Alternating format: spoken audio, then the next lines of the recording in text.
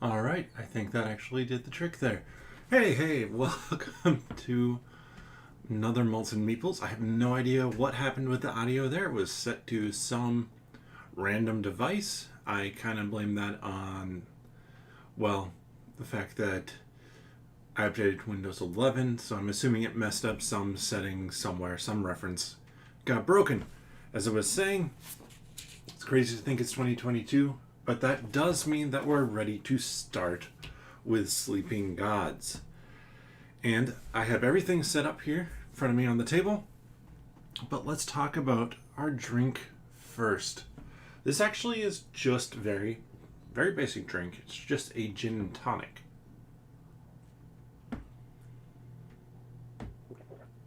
But instead of using tonic water, there's basically tonic simple syrup or tonic extract. Not extract, but like condensed. So it's almost more like a simple syrup or something like that packs, or even a bitters that packs that flavor, but you use considerably more. And then instead of adding any more tonic water or anything like that on top of it, you end up adding in just club soda. So you still get the fizziness that you expect from a gin and tonic, but the flavor is slightly better. And I'm going to do a quick audio test. Audio is working. I just wanted to double check after that start. But let's do a quick refresher before I take us down to the table on what Sleeping Gods is. So Sleeping Gods is a campaign, not a campaign style game, but more of an adventure style game where you are playing an extended adventure. I believe they say anywhere between 1 and 20 hours. I'm assuming it's 1 hour if you end up dying immediately, 20 hours if you're exploring around a lot and just really enjoying the story. I actually don't know how this game ends per se. That's going to be determined by what we're finding. There will be certain conditions that are met or certain things that we're looking for to determine that. So we're going to be starting with the quick start guide here. I have everything set up on the table in front of me. And why don't I take us over there? And you can see all of this. Now, I have tiles down and around. I have cards. I have more cards down here below. There's a whole bank of adventure cards up here. Monsters. So there's a lot in this game. In fact, I'm using, and if you're curious about these, this is game trays. They're X trays, and I'm using 10 of them to hold the various pieces for this. Now, I don't necessarily know that you need to have 10, but it's a lot, and I think it'd be hard to combine it down to fewer just because of the way that things are. Plus, what you can't see over here, we have our storybook. And this is 150 pages or so, 172 pages of, well, story, but some blank pages at the end there. And as we go around different places on the map, we're going to be exploring the story.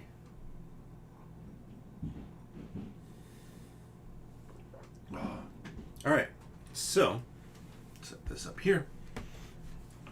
Let's begin. Introductory Scenario. Captain Sophie Odessa.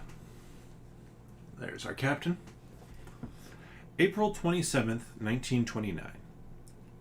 After 8 years of brooding silence, I received a telegram from my father. Taken ill. Come soon. I set out with the crew of the Manticore with the stoic resolve to make it to New York. We were 3 days out of Hong Kong when we got caught in the worst storm I'd ever seen. When the sky finally cleared, we found ourselves in strange waters. The horizon was hazy, and the only visible landmark, a tall rock sticking out of the waters nearby. Atop it sat a woman with a nest of gray hair, waving a 10-foot fishing pole through the muggy air. "Welcome to the wandering sea," she said. "You may think you are dreaming, but you are not the ones asleep. The gods of the seas are trapped in a sleep, a deep and binding as death. Their power over this world is dormant, chained by ungrateful mortals. But they have brought you here from a distant world to help them awaken. You must do this if you wish to return home." "The gods?" I asked. "Hello, Studio Lanniston. Glad you could join." "Who else?" the woman cackled. You must seek their totems, hidden throughout this archipelago. With enough totems, you may wake the gods, and they may send you home, a reward for your service. Many have perished trying. You will also likely die, but good luck." I asked where we might find the nearest port, but the woman vanished. We turned north as night fell, 2 days to journey, and the alien world in which we now found ourselves. We didn't notice the dark, narrow ship pursuing us until too late. Surprised and terrified screams erupted from the crew as bull-headed men poured onto the deck. The monsters' eyes burned with a hellish flame, and their language was a guttural fit of barking and braying. There was little we could do. They took the ship, and we prayed for mercy with bound hands and bruised heads.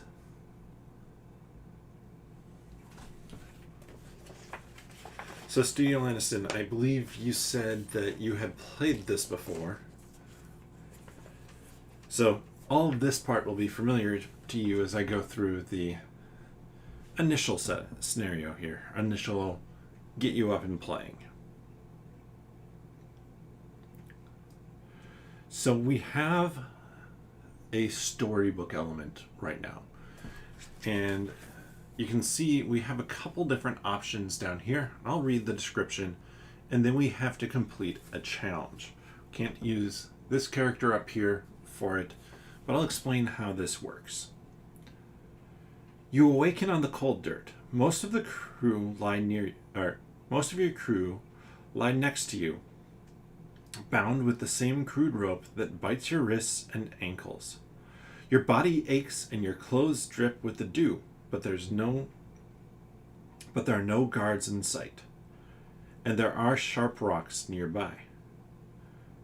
So we can either attempt to cut the rope binding on nearby rocks, or wriggle free from the ropes.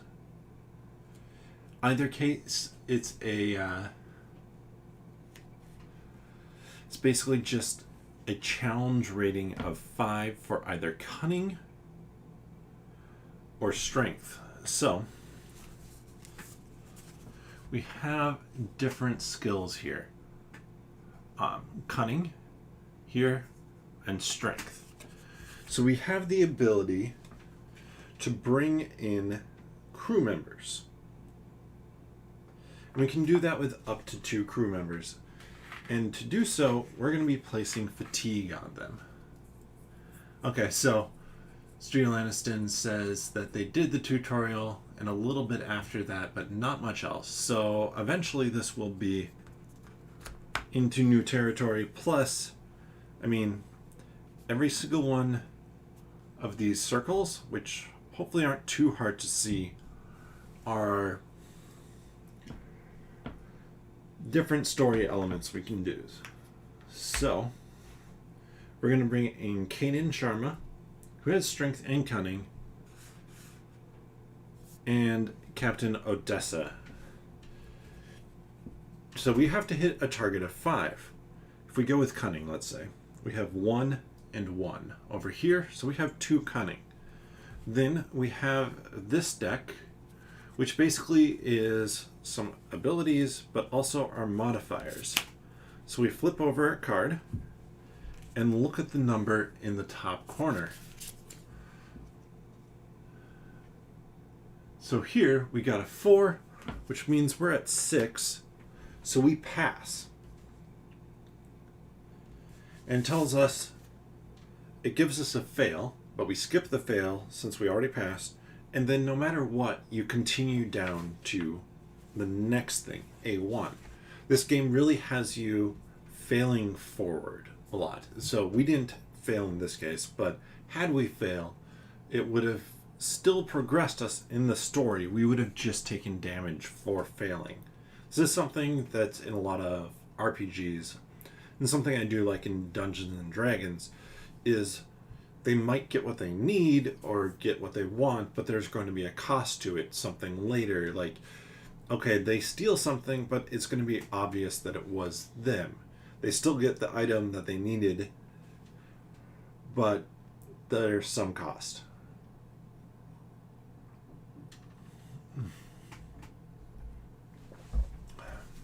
A1. Now free, you peer outside of the wooden hut. A dark pines tower overhead. Near the edge of the brush sits a rough cage made of wooden slats. The door is fastened shut with a mechanism attached to a nearby tree.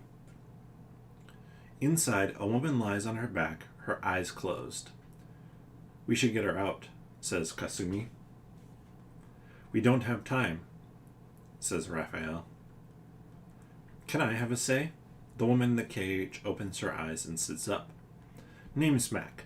I greatly appreciate some help." You crack open the crude lock with a rock. As soon as you break her out, you hear a sudden snarl behind you. 2 bull-headed monsters emerge from the woods and charge. Combat 1 and 2. So it tells us who we're fighting in combat. And technically, you shuffle up the cards, and then you place them adjacent to each other. I'll explain kind of what that means coming up here. So we flip ahead to combat.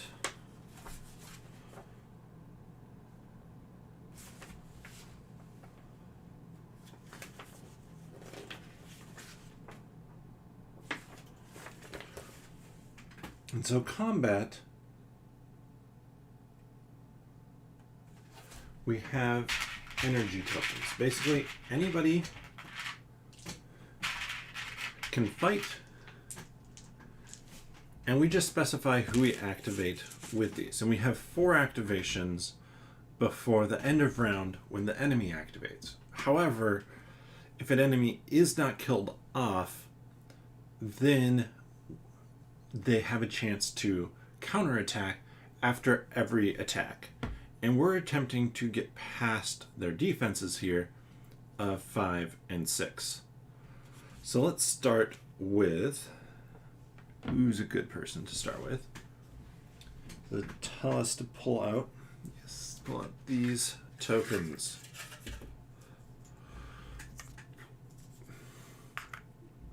These are tokens that allow you to work together in combat. I think that's the best way to describe it. It's thematically meant to be like, all right, this character has done something, they've dealt damage in such a way that now they're giving somebody else an advantage. So let's see, who do I want potentially to go first? So, Audrey Williams is going to attack, and it's going to target the Mythian Guard, this first one here, because it's easier to hit. So she has a +1, and I flipped over a +3, which only is 4. I have a target of 5 here, so I miss. She is going to take damage equal to 3 plus the uncovered damage symbols, which there's 1.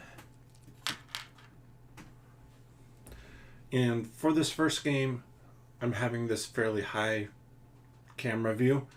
I probably will focus it in more on the board in future games. But even with taking 4 damage there, you always get to deal 1 damage back. There's an exception to that, but a fairly minor one. So let's put that there. Now, I still have 3 more activations to go. Who's somebody who has a decent chance of hitting?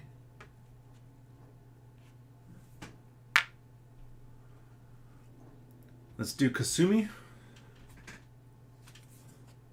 6, 7, 8. That's plenty. She has 3 plus her cunning, so 4 damage. And let's show how damage kind of works here. It's unfortunate, this situation here, but I can go 1, 2, 3, and I have to do it adjacent to where I've placed, so I couldn't put it down here. I can't go diagonal. So I can go there. Now, we check and see, is this enemy dead? It is. So there is no counterattack this time. The enemy is just gone from the combat. And I covered up this top one here. You can kind of see a little symbol in the corner. Well, that symbol basically means that she can pass her token here, which says +1 damage, to anybody else. And I'm going to give it over to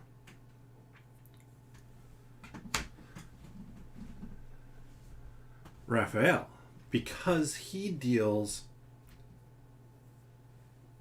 3 damage, but has a 3 to hit. So I'm going to activate him next. Flip 5, 8, and he's going to deal 4 damage. And 1, 2,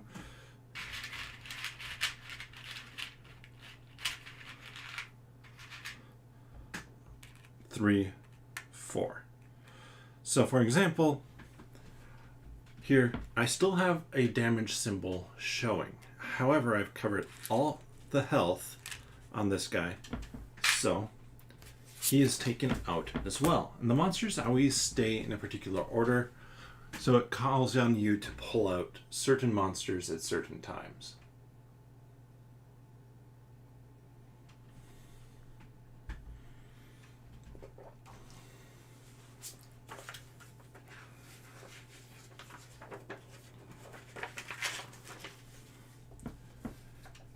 You head down the path to a beach, and the crew mutters relieved oaths at the sight of your ship, the Manticore, anchored nearby. When you climb aboard, you find Gloria, the ship's purser, tied up on the quarterdeck. "What a lovely trip this has been," she says with a smirk. This is Gloria here. Mac thanks you for saving her and explains that the gods brought her here as well. "I'm from the states, Atlanta originally, but I've been lost for 15 years, she says. "I tried to get home, gave up for a while, then tried again. I'm willing to join you, but I lost all the totems that I found, so we're starting from scratch. I can give you some ideas about where to start looking." You nod. "Then let's get going."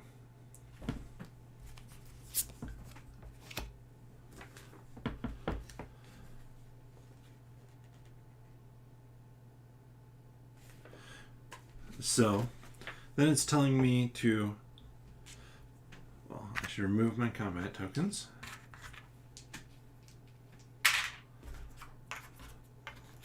Retrieve return all of these abilities. I don't have to return them. They go back to the person that they belong to. I'm just returning them right now to keep the board a little bit cleaner. Ship goes to location 2.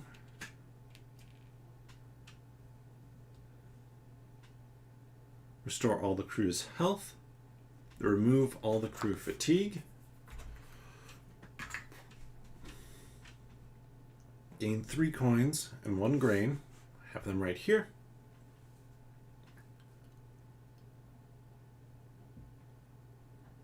And then gain quests 1 and 2.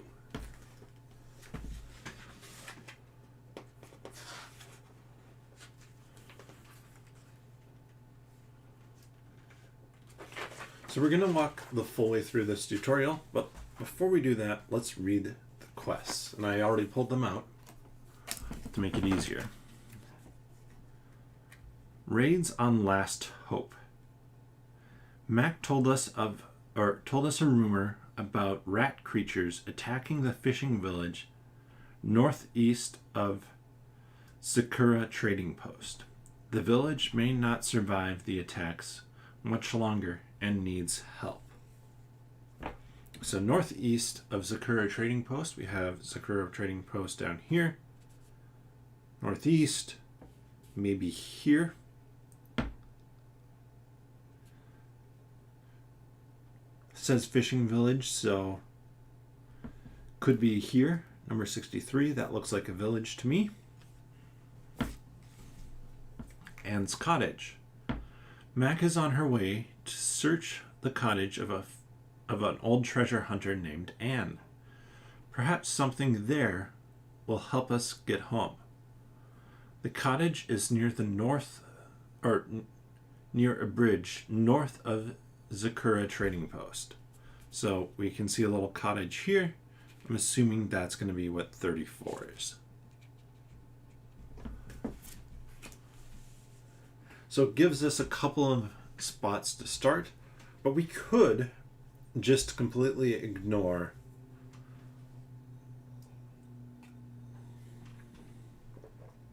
these quests, and just pick a spot to start adventuring, or we could start to sail and do that.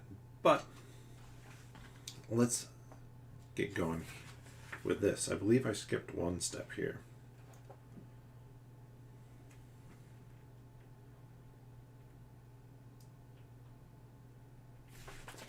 Yes. So we have command tokens, and currently I have 1. And then we draw an ability card. We're supposed to keep them hidden, but here's the ability card that I have because it's a solo play. So you can see some ability cards will have a power down here. They all have a symbol. They all have a number in the corner. And they all have this little blue command cost. And that's going to be how you can equip them to somebody. But we'll talk about that coming up here shortly. So let's do the walkthrough of the first couple of turns before we really get cooking. Alright, so each turn goes ship action, event card, and then 2 actions from down here. And we need to find our little crew person to put on the ship. And you go from one location to another on the ship. You can't go back to the same one you were before. So they say place them on the deck. This first thing here, this 2, means that you take 2 more command tokens. So I'm up to 3 command tokens, which means I'm now going to have the ability to activate more things like these character abilities here. Then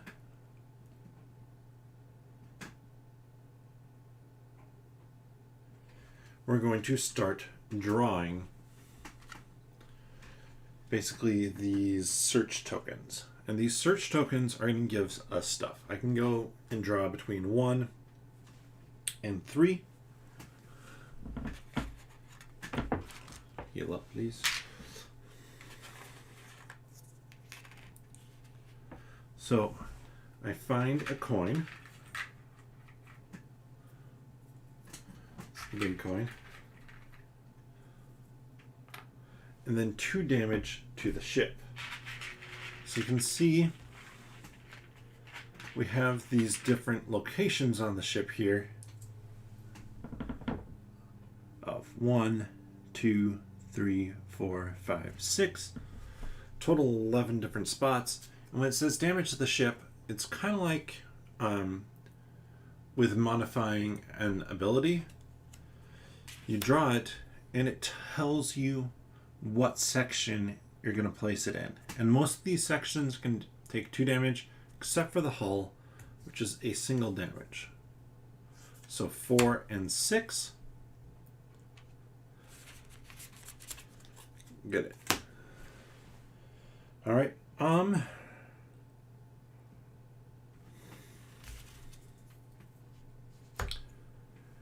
I can draw up to 3. However, that was a rough first pull, so I think I'm going to stop right there. I don't want to deal more damage to this ship yet.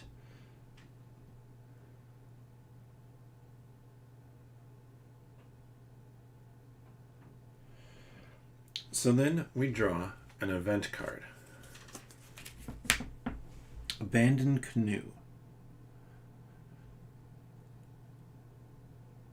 The crew spots a lone canoe.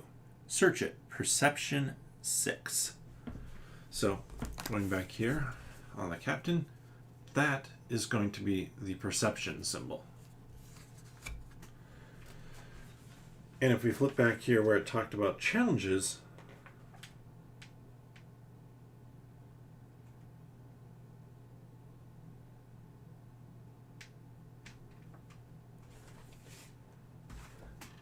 I can activate a couple crew members. Well, the captain.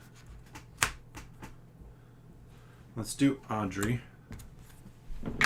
So we're at a base of 2. We need to get to 6.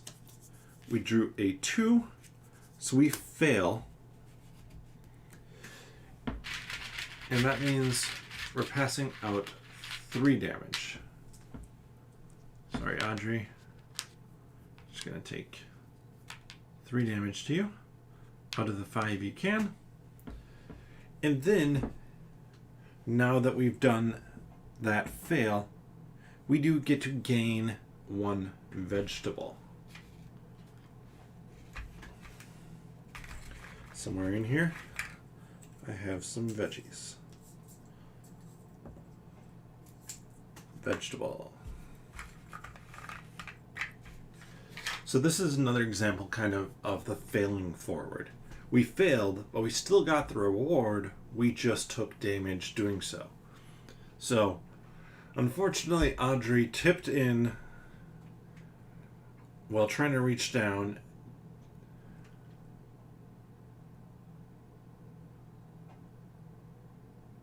Are you forgetting other crew members can help with skill challenges? So I do have 2 of them helping here, but guess that is the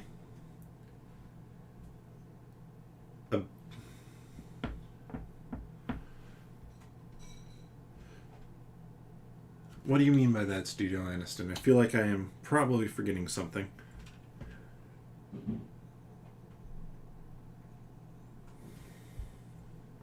Because our total was 4 out of 6. Unless I have some other way to modify that, which I'm not sure I do. And right now I only have the single card in my hand, because normally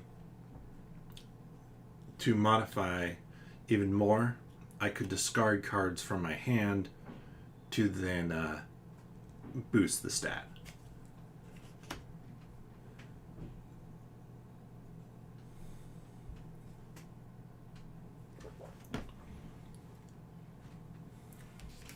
So I think that's a failure.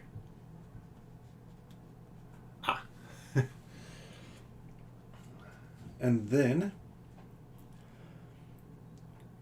we can do two different actions here. And we're going to start out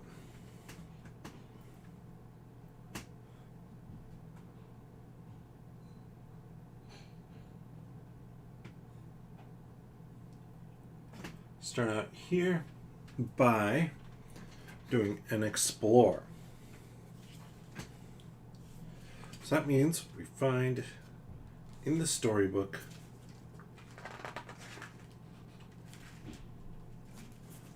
paragraph 2.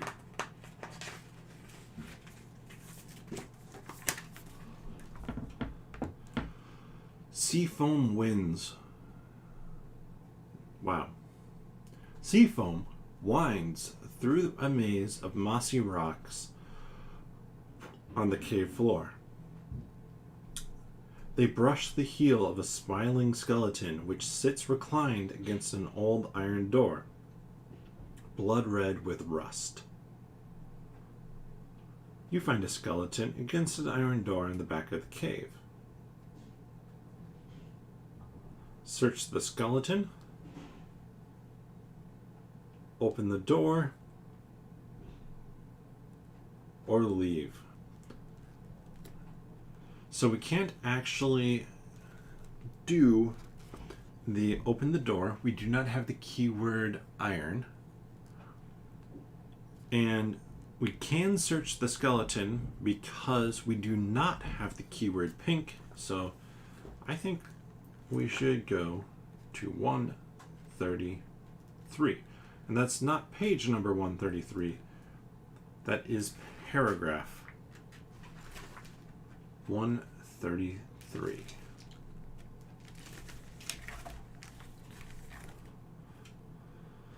A bag falls slack from the skeleton's fingers. You expect to collect it easily, but a snake with a milk pink mouth hisses out and fastens on your hand. You whip it by its tail against a wet wall of the cave. The snake attacks you as you take the skeleton's bag. Lose 1 health.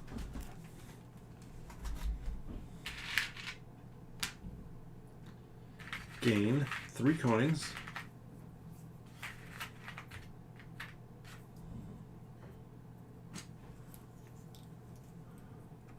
We're up to 7 money.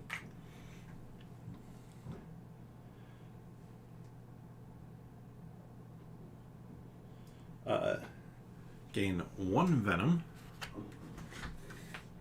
So he's great.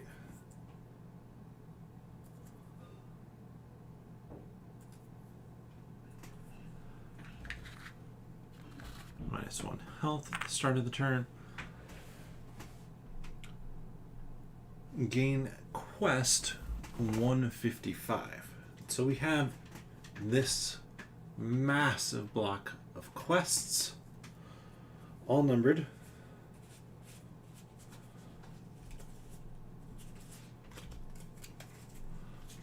Take out 155.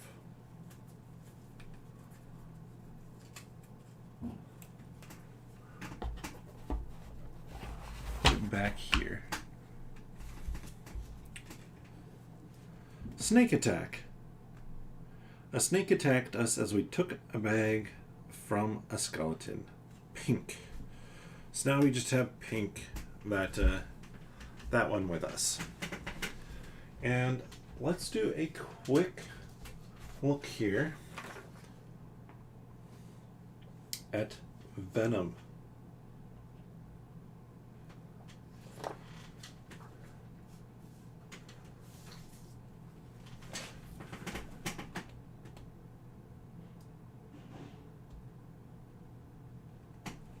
I want to know how to get rid of venom.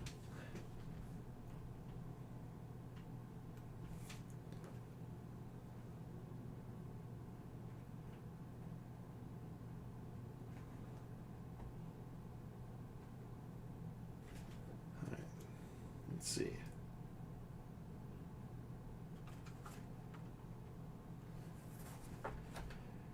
activates at the end of each round.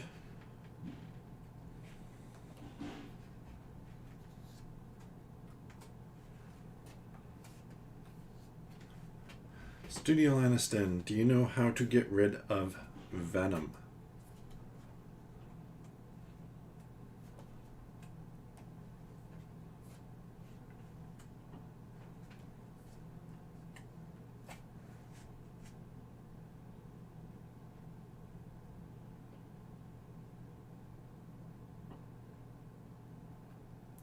Because it's restore 1 health.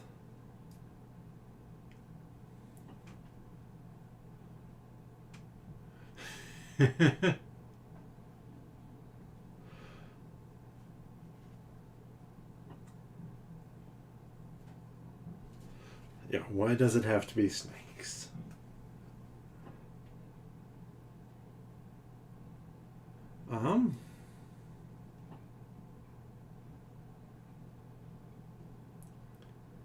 See ways to move fatigue. Sick bay is for health. Well, we'll find that out later. I'm assuming that you heal it instead of damage.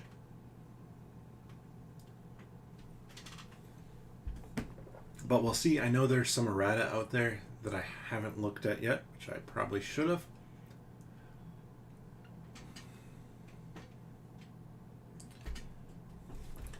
But that is the end of our second action. Then it's going to give us a prescribed another round here.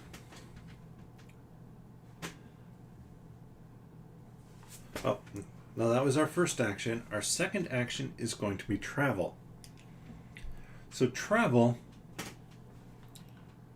we could use somebody, I believe, to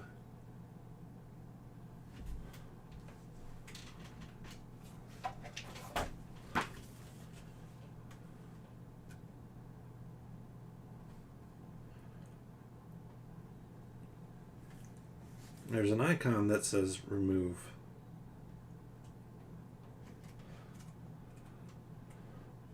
A venom, so maybe that's needed.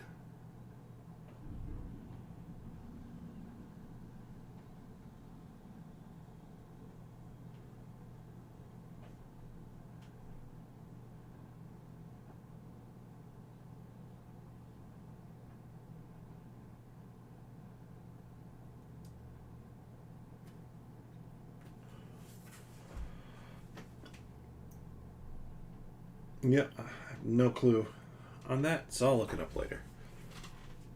It's going to be boring to have me just sit here looking at stuff. So,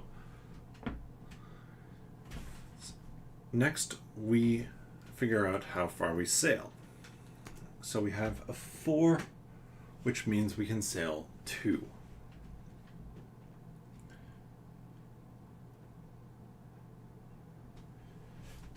And we could have used anybody with this craft skill, the one here at the bottom, to increase that number, but 4 seems perfectly good to me.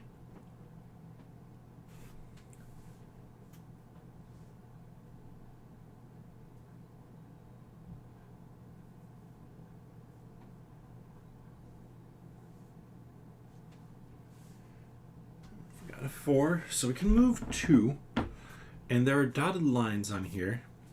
Some of them are easier to see than others.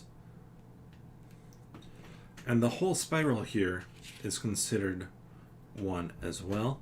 We're actually just going to sail 1 up to this section with 186, 18, and 34 all in there. Because 34, I think, is going to be...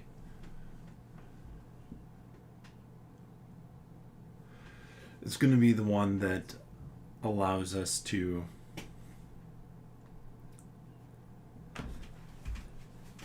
do that. And so, funny thing, you say there, Studio Anderson, you say, okay, there's going to be some ability, and I look at the guy who I placed the poison on, and he has an ability for 2 to get rid of poison. Gregory Little. So he can heal himself with poison later. That will take 2 command actions to do that. And actually, I'm going to do that right now since I have it, so that he doesn't have to take any damage.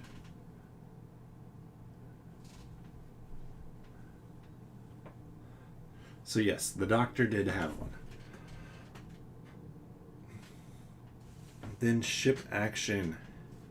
It tells us, for our second one, we move down here to the Galley. The Galley has a few different things. We get 2 command tokens. It has a 1 here with a card. It allows us to draw an ability card. So we have healthy. 2. The crew member who has this has +1 health. Then we'll flip this.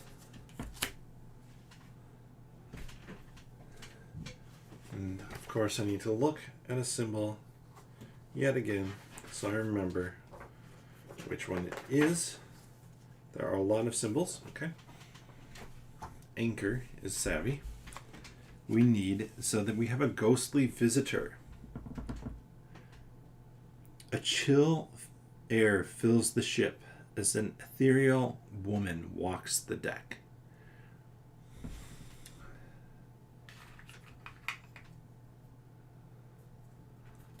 Kanan and Mac are going to help out with that one.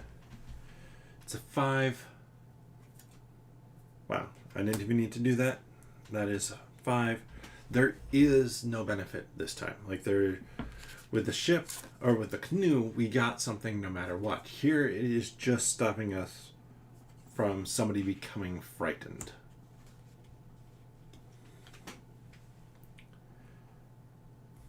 And now it recommends that we equip an ability of some sort.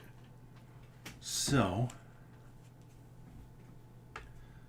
let's see, we have cunning. You know what? We spend 2 and equip this to one of Marco's slots. So now Marco has 6 health and he has 2 cunning, which means that he is going to, just by himself, potentially be more of a help to us. So we finished the events. Now we have 2 actions.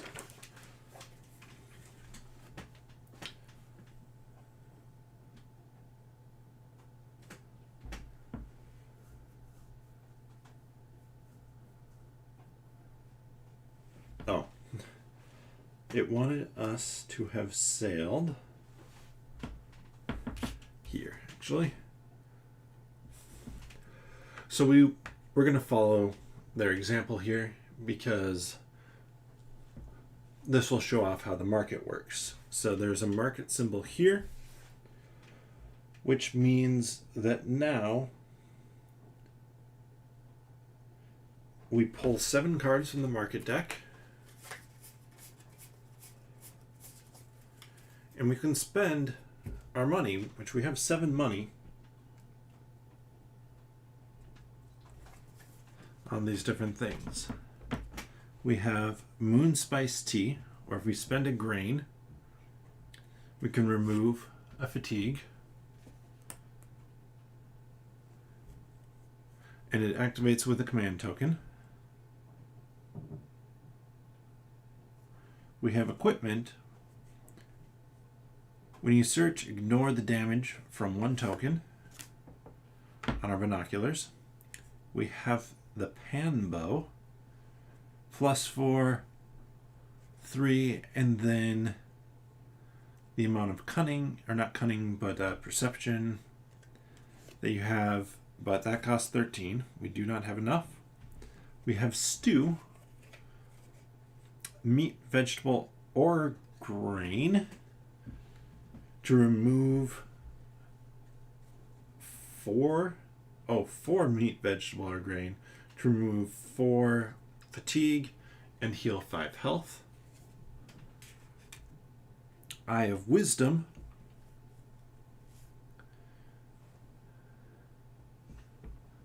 So we can return something. So we can remove 1 madness, or gain 2. Wow, I just had that one in my head. It's not cunning, it is savvy. Savvy. Serpent Scale. That just gives somebody 3 defense. And we have a mixed salad, which takes 1 vegetable and can remove fatigue and gain 2 health.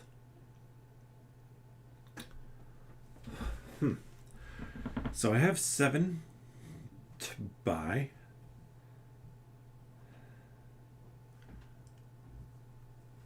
Does anybody have any suggestions?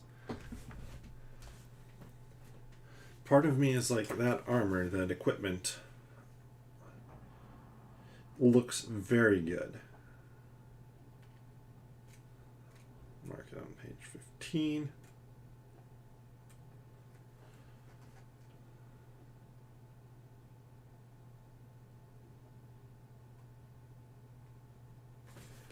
Because anybody can use that at any point in time. So I think I'm going to buy that for 4. For sure. We have a Serpent Scale vest.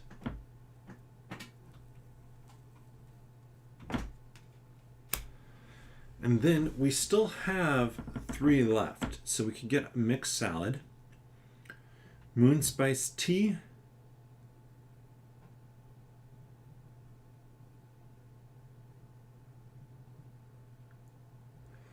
or stew.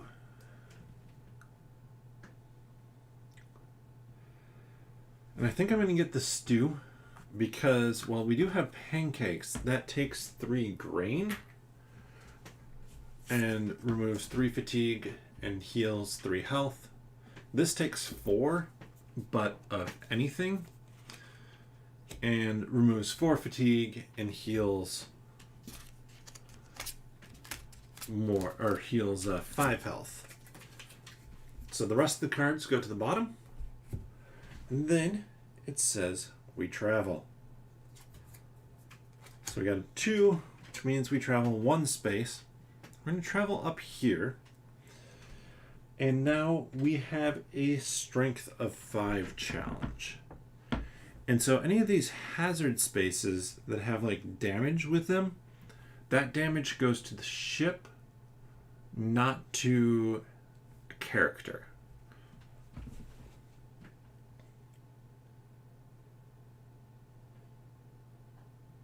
Alright, so let's see, that is a strength challenge.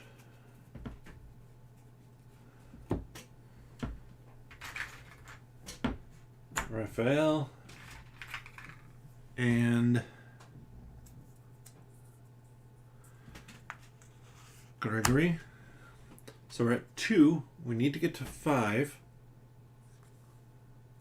4. So we make it through without taking any damage at this point. And I need to see what time it is. 8:50. So let's do one more turn, or start one more turn here. And maybe leave us with a decision to make. Alright. So, now, we're not considering anything here. We're going to move, or anything in particular here. We're going to move over to the sick bay. Sick bay gives us 3 command, which is some of why I wanted to do it.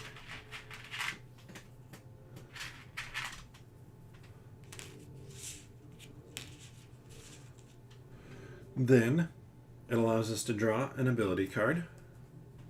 We have a dodge.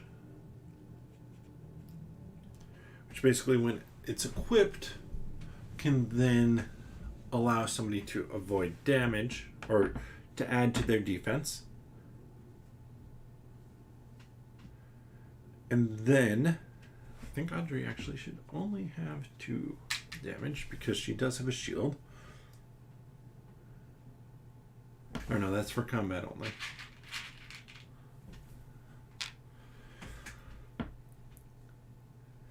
So we're going to equip this to Audrey. And we will heal her for 1.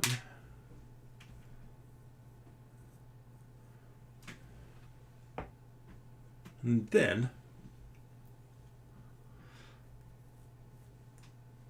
we go to our event. So this event deck, which I prefabricated here, has easy, medium, and hard. Basically, events in there are 6 of each. So we're still on easy. Crew argument. Bruised egos lead to heated words. Calm the crew members. Cunning of 5. Well, Marco, you're going in on this one by yourself, because that's just 2 from him right there. 4. I don't have anything to discard for that. So 2 damage placed on the characters. Marco, you're just going to take both of them. Sorry, buddy. And that is it. That's it for that one. And then we have our 2 actions. And we're going to start, for sure, we're going to start by exploring and reading number 63.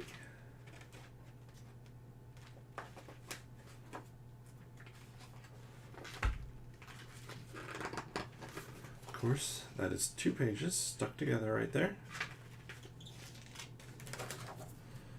63. If keyword raid, turn to 56. Suspect we're going to be getting into a combat here.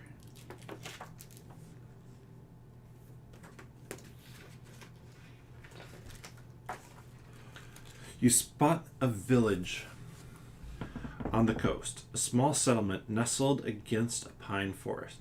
Smoke billows from the roofs of a few of the huts, and the wind carries with it a faint scream. These forests are infested with rat creatures, says Mac. You hear a scream from a village on the coast. Watch from the safety of the ship or land at the town's pier. Well, my gut instinct is always to hop into the fight here, so we're going to land. Rats the size of humans, their fur slick and oily, run among the village huts wielding savage tools. Some of the villagers fight the rats with wooden axes, while more rat creatures prance with glee near the village edge, lighting the straw roofs with torches. So we could hurry to put out the fires, fight the rats in the village square, or loot what you can in combat, or in the confusion.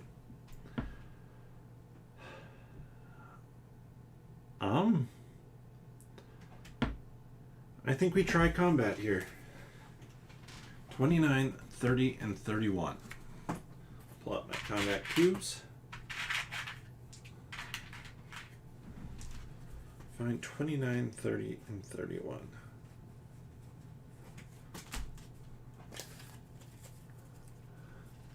This may or may not be the right idea, but they clearly led me up here with their directions of what to do. So, let's see. We have Zarg, the Stabber, Zarg, Rat Brawler, Zarg, Rat Alchemist. Oh boy.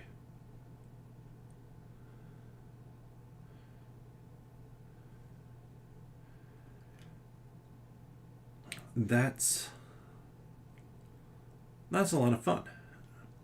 So the minimum health on one of them, we have a 4, 4, and 6 health. Let's get out these tokens.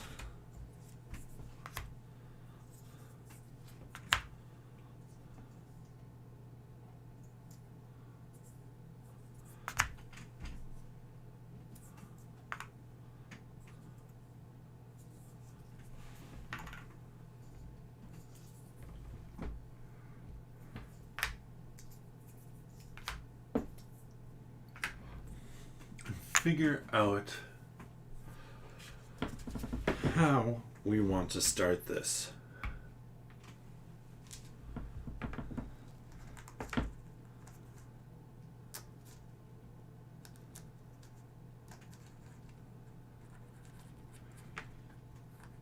Well, I think Kasumi is going to start. So +2 to hit. Targeting Zarg Rat Brawler. Oh no, we got a 1.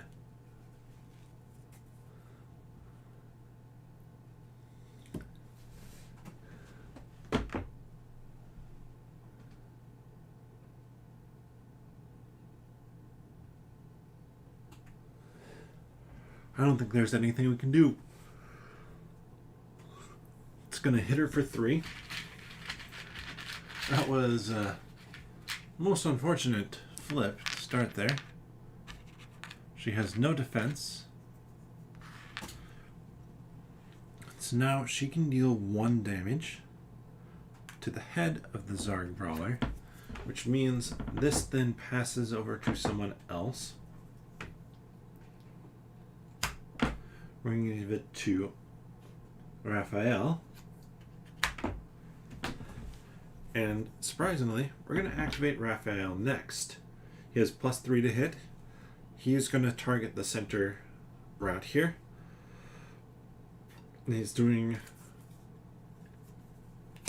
at a 5. That will hit, thankfully. He's dealing 3 damage, which will be enough to kill the rat. And a 4th damage won't actually help him. So he's just going to, he's not going to use anything. He's going to take out this rat in the middle here, which then slides these two together. Fortunately, now we've used our best 2 attackers at this point.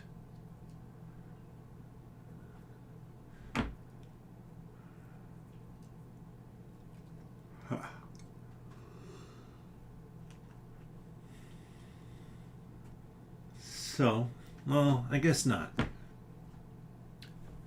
Mac, coming in here. And that is a solid 9 to hit on this one. And she's dealing 3 damage.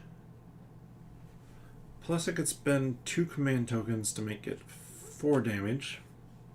Which I'm actually going to. So I'm out of command tokens, but 4 damage on this rat means here, 2, 3, 4, because this one has 2 on it. And she does get to pass her thing over, which is +2 accuracy to somebody else. Pass it over to Lapointe. And Mac takes 3 damage. She has no defense, unfortunately. And we have 1 activation cube left. We're obviously going with Laurent Lapointe. He's going to be targeting this one here.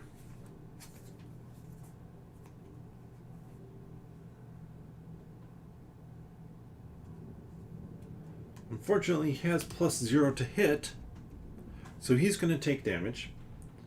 He's going to keep the cube, or keep her thing, take 3, and then he deals 1 damage to the stabber, taking him out. Now, we have 1 rat left, and I do need to look quick to see the end of round here in combat.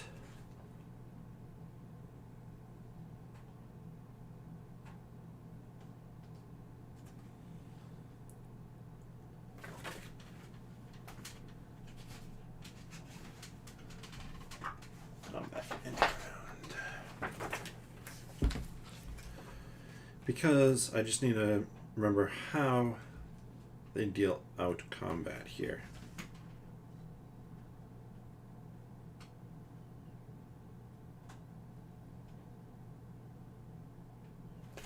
So this monster, this guy is going to do 4 damage, and he has 2 end of round abilities to regenerate adjacent guys, but they are gone. So I have to put 4 damage on one person.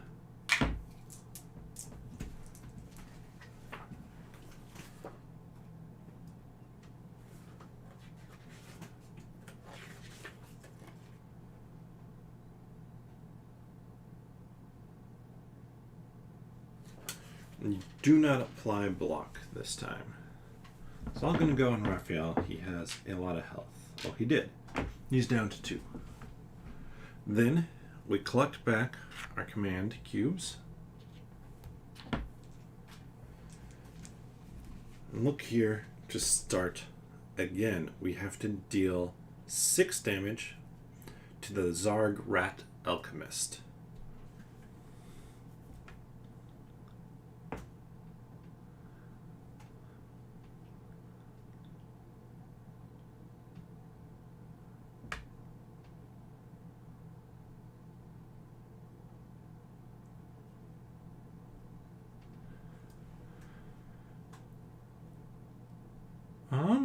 Let's see.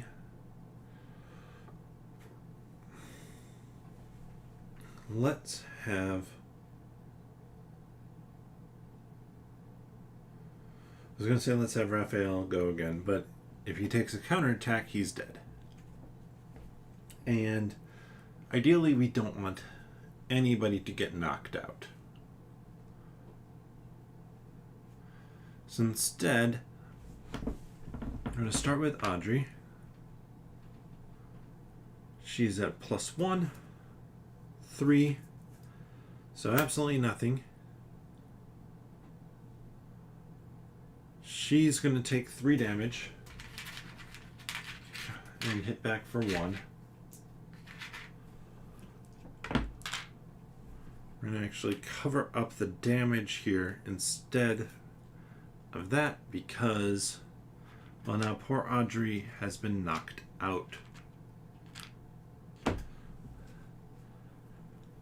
But now anybody else who gets hit is only going to take 2. We need to get Captain Odessa in here. +1. Looking for a 6. Wow, another 2. So she takes 2 damage and places 1 damage on it herself.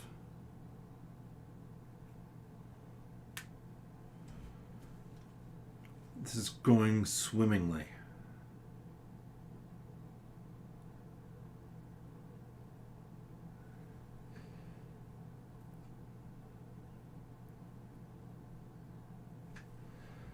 Kanan, +1 to hit, 5, 6. He hits. He deals 3 damage. I'm going to work from the bottom up here.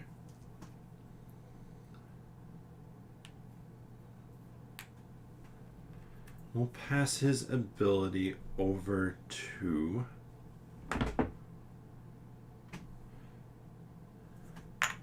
him. His ability is basically flip an additional card if you miss on your target. And he's going to take 2 damage back. Crew's getting beat up here.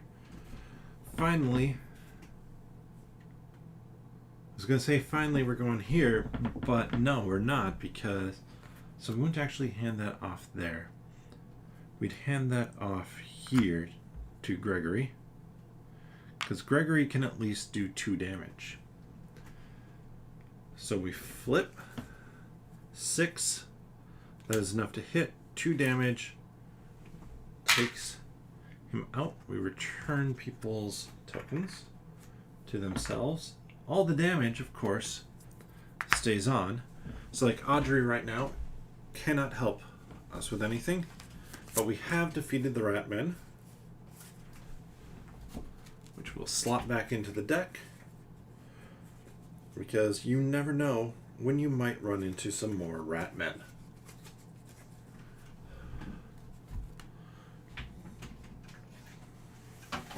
So, 61.3.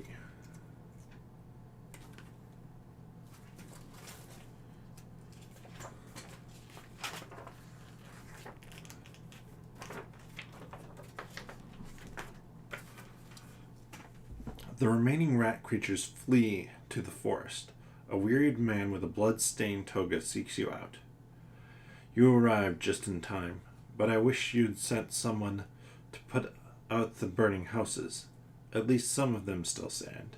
You did your best, though, I'm sure. The man from the village gives you half-hearted thanks. Gain 2 coins.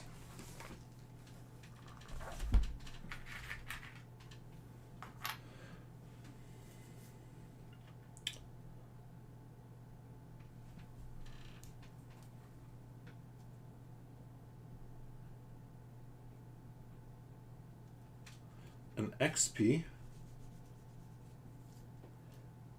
which you just mark down on the sheet here. And we're playing normal, by the way. We're not playing the hard mode.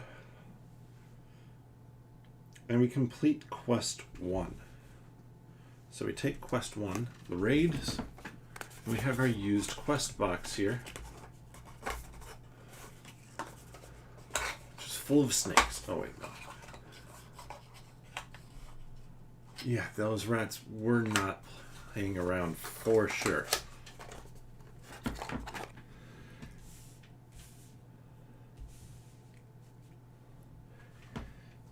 And then we return to the ship.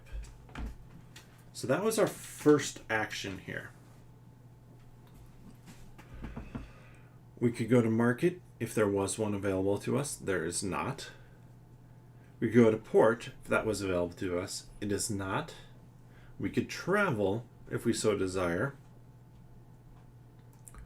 Or we can explore again. And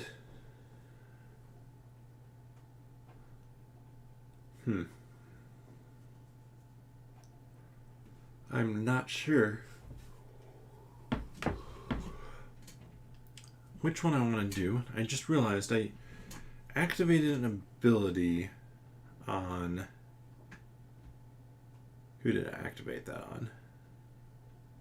Spent 2 to deal an extra damage, which meant that I activated that on Mac, I believe. So I can't activate her ability again. If I'd been smart, I would have used that to activate the armor at one point in time and save Audrey. But I did not, and I have no command tokens left, so I could not have done that. I just have to remember to put them out on things, because that's basically... Oh, we're going to save Audrey. I realized that she has an equipment of dodge, which I could just use to discard. So I don't feel like having anybody knocked out yet, which is the benefit of playing a game solo and playing a cooperative game. You can retroactively fix up a mistake like that, like the fact I missed that ability of Audrey's. So then we have one action left.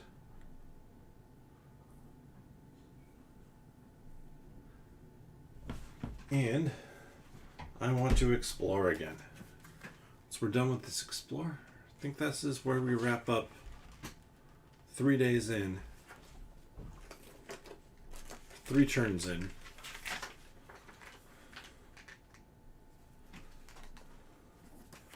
Last hope.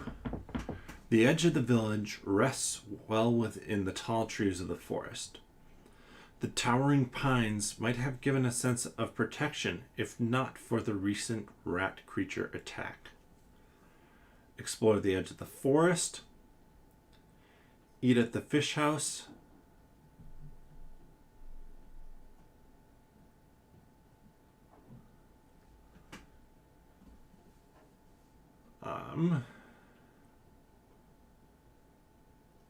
Visit Mikura's temple or leave. So,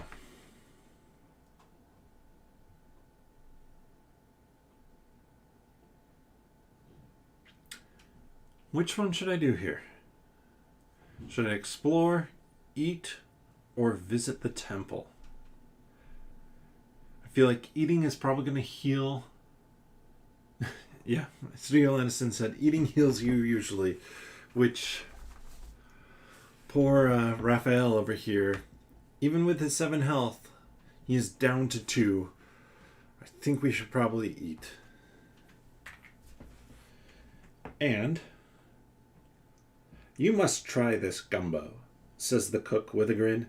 It's my own recipe. I'll share it with you, though, if it's not too spicy for you. So we restore 2 health, Raphael, and then we get Adventure 1. And I was able to just pull out this card since they're in numerical order. But Spicy Gumbo, a meat, a vegetable, and a wheat to restore 3 fatigue and 3 health. I'm not sure it's that much better than my stew, but it's slightly, well, it requires more specific things, but also then can heal me better, or heal me for 1 less item. So all I need is a meat to be able to make the spicy gumbo. And then we return to 63.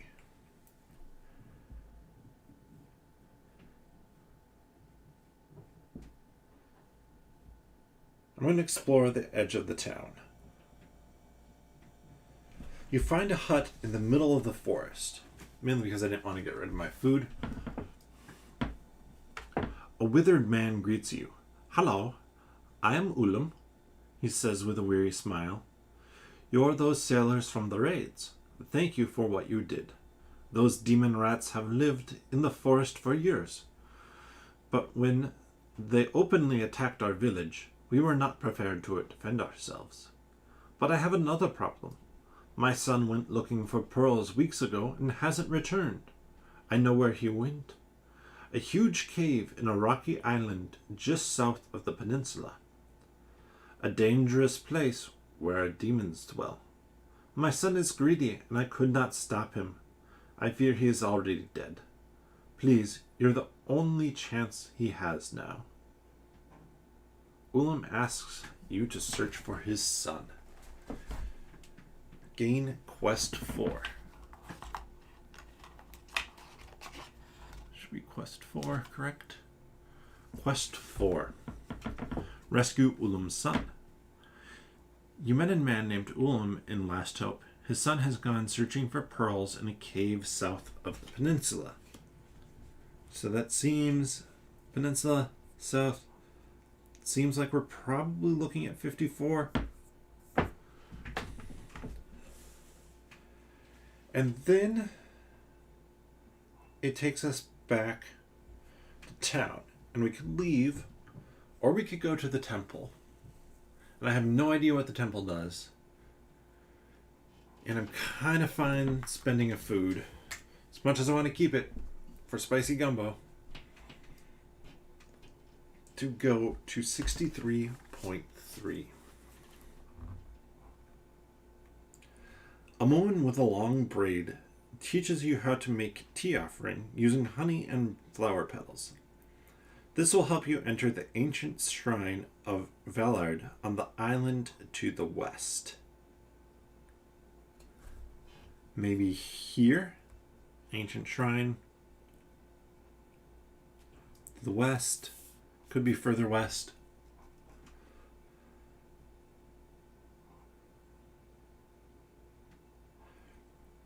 She says, though few return from that place. You learn how to enter the shrine to the west. Gain quest card 16.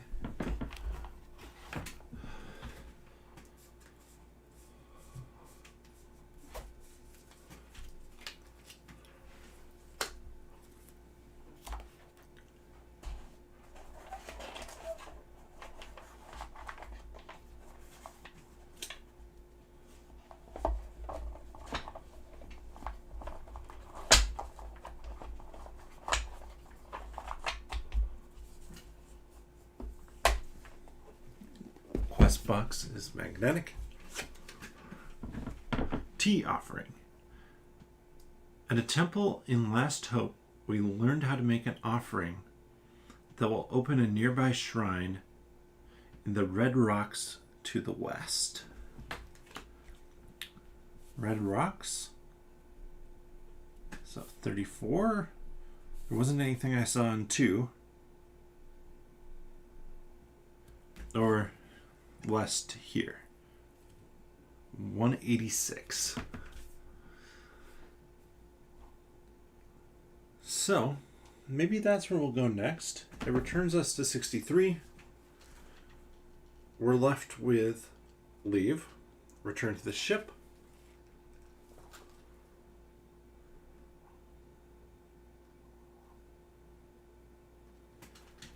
and that ends all our actions for 3 rounds.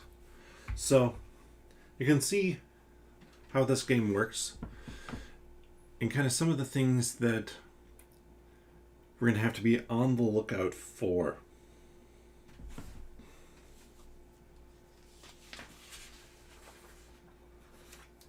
So we have our journal log here.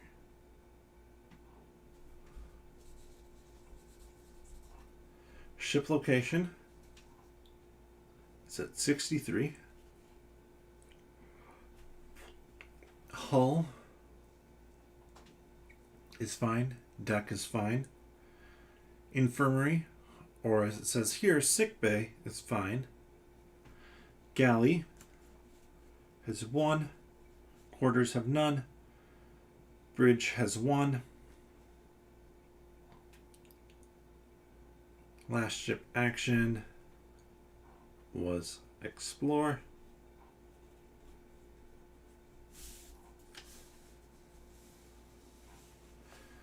Ability cards in hand and command. We have, well, I'm not going to put that down. I can save this now at this point.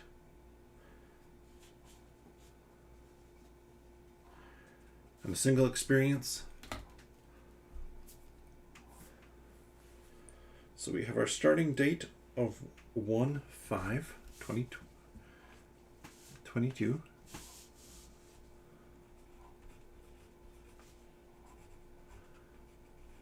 And we have an end date that we can put on here. But there we go. There we have the start to Sleeping Gods. Flip back over here. Thank you so much for joining in, and leave down in the comments below what you think we should do next. Should we head up here to 186 for the tea offering at the shrine? Should we head down here to 54 to the cave? Should we continue over here to 34 to see about Anne's cottage? Let me know. Or do we head maybe into the trading post if we can find some more money to potentially heal up some of the crew? Let me know your thoughts, like I said, down in the comments below. We will be back next week at 8 p.m. Play through a few more turns of this. And yes, thank you so much for watching. I've had a lot of fun with this thus far. And I think that as we get into this further, it's going to go faster in terms of what we're getting through. This is still kind of on a learning curve for me. But I hope that this was fun for you as well. And there are some links down in the description below that you can use to find other stuff that I'm putting out. There's the 10-Minute Marvel podcast, as well as articles I'm putting up on nerdologist.com website. And then if you subscribe to the channel, ring that notification bell, you'll know when I'm going to go live. I go live Wednesdays at 8 p.m. and sometimes potentially going to be doing Mondays as well, though that will not be playing Sleeping Gods. But normally I do a cheers and say bottoms up, but that is all gone except for a tiny drop. So thank you so much for listening, or watching, and joining with me. I hope it was a lot of fun. And bottoms up. I'll see you next week.